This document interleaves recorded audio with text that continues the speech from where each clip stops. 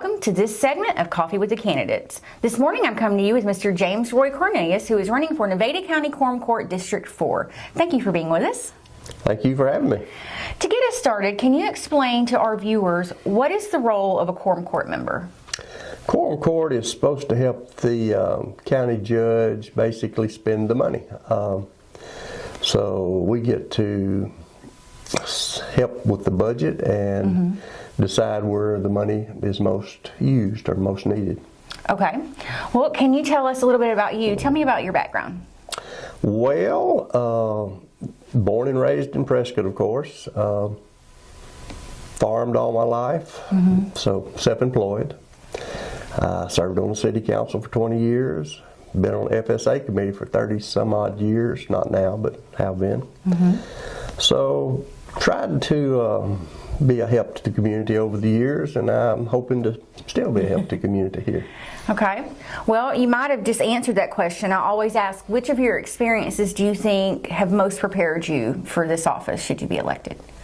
It would be the city council. Yeah. You know, I kind of realize how government works. A lot of times when a person runs for an office, they really want to do something. And city council taught me that there's so many rules and regulations out there that, yes, you can help, but you might not help as fast as you were thinking that you could help. Yeah, understand. All right. Who or what then inspired you to enter this election? Had a few friends to call and say I need to throw my hat in, but you know, it basically is, I've always been one to want to help the community, help the area. Person's here on earth so long, and you need to leave it in a better spot than it was when you got here. I'm not saying I'm the cure for this office, but I'll throw my hat in anyway. Okay. See if I can help. All right. Are there any particular issues you're most concerned about related to this? Well, in Nevada County, our county roads have gotten terrible. I don't think it's any one person or fault as far as that goes, but it needs to be addressed, and I'd like to help address it. Okay. And how do you plan to involve citizens in your decision-making process? Any citizen in my district, or as far as it goes, not in my district, if they want to contact me and talk about a problem or any kind of issue they have with the county, I'll listen to them, and if I need to bring it before the judge in the court, I don't have a problem doing that. Okay. And wow, that's down to our last question. So if you were to receive $1 million grant to use in whatever way you wanted for your county, what would you do with it and why? 50% of it I would put into some type of savings for a disaster. Okay. If we've had any kind of flood disaster, a tornado, Okay. anything like that we needed a little money. The other half, as I said earlier, we fixed some roads. Okay. All right. Well, that's all we have for today. And before we leave, is there anything else you would like viewers to know, or voters, before they head to the polls? Please go vote, and I'd like you to consider me and for JP Ward 4, or District 4. Thank you. Thank you so much, James Roy, for being here with us today. And that has been this segment of Coffee with the Candidates. This is April from Spark Today, your neighborhood network, bringing you breaking news and sports coverage.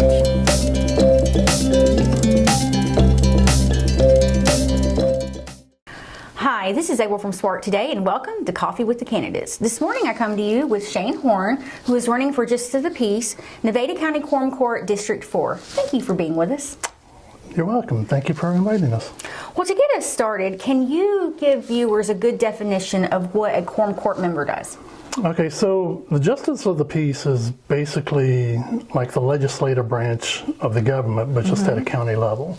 The JPs are responsible for setting the budgets for the year, things like that. Okay. Well, tell everybody a little bit about you. Tell me about your background. Okay. My background, let's see, I grew up in Virginia, just outside of Washington, D.C. Started working when I was 14 and have had a work career that's been pretty satisfying. Worked in both private and the public sector. Worked as an animal control officer, a gang investigator for the Department of Corrections, and I worked on a volunteer basis with a state senate campaign back in Okay. Virginia. So that's about my background. Well, which experiences do you think prepared you best for public office? I would say that my career with the public sector has allowed me to work with the public and understand what they want from government and people that support them. Okay. My volunteer work with the Senate campaign also helped me with working with this. Okay. Who or what inspired you to enter this election? You know, it's tough to say who or what. I think it's just a culmination of the way our country is headed. Okay. And I've gotten to the point where I didn't want to just sit on the sidelines anymore. I want to be a part of the process. Well, are there any particular issues you're most concerned about related to this office should you be elected? My biggest issues I want to address would be the road maintenance in Nevada County and just ensuring that we are looking forward to things in the county, you know, making sure we're making plans so we don't get caught up in financial issues. Okay. And how do you plan to involve citizens in your decision making? I would like to conduct quarterly town hall style meetings so that way I can get input from the citizens and hear what they want and what they're looking for. Okay. And that takes us to our last question. If you were to receive $1 million grant to use in any way you wanted for your county, how would you use it and why? Well, I guess that would depend on what the stipulations of the grant are. Okay. If there was a time cutoff period where you had to use the money, I would probably try to put it towards road maintenance, making sure we're upgrading the roads and maintaining things. If there's no time limit on it, I would probably set it aside in like a savings account to put forward to future issues. Okay. Well, that's all of our questions. Before we finish for today, is there anything else you would like voters to know before they head to the polls? I guess the biggest thing that I would like to see is people just voting. Just get out there and vote. That's the process that we need in this country. Yeah. People take it for granted what we have here, but we are the ones that control how our government spends, how our government looks, how our government functions, and we can only do that by voting. So I would say to y'all folks out there, get out and vote. Thank you so much for being with us today. Thank you, April. This is April from Spark Today and our Coffee with the Candidates.